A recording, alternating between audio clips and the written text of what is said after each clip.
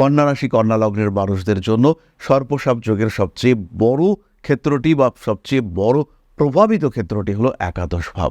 একাদশ ভাবে অশ্লেষা নক্ষত্রটি যদি প্রবলভাবে পীড়িত হয়, অশ্লেষা নক্ষত্রে যদি কোনো অশুভ যোগ সৃষ্টি হয়, সেই ক্ষেত্রে আমরা বলতে পারি সর্পসাপ যোগের একটা প্রভাব রয়েছে।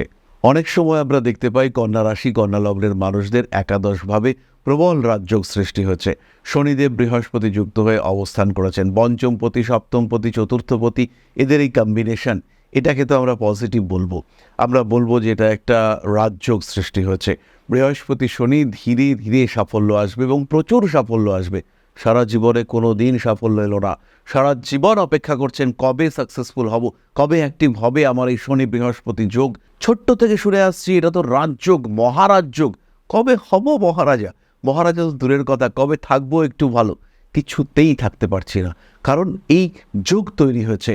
শনিদেব তিনি পঞ্চমপতি ষষ্ঠপতি হয়ে মারক গ্রহ বৃহস্পতির সঙ্গে যুক্ত হয়েছেন, যুক্ত হয়ে অবস্থান করে রয়েছেন অশ্লেষা নক্ষত্রে। পূর্বজন্মের অভিশাপ সর্পসাপ যোগের ফল জাতক ভোগ করছে জন্ম জন্মান্তর ধরে।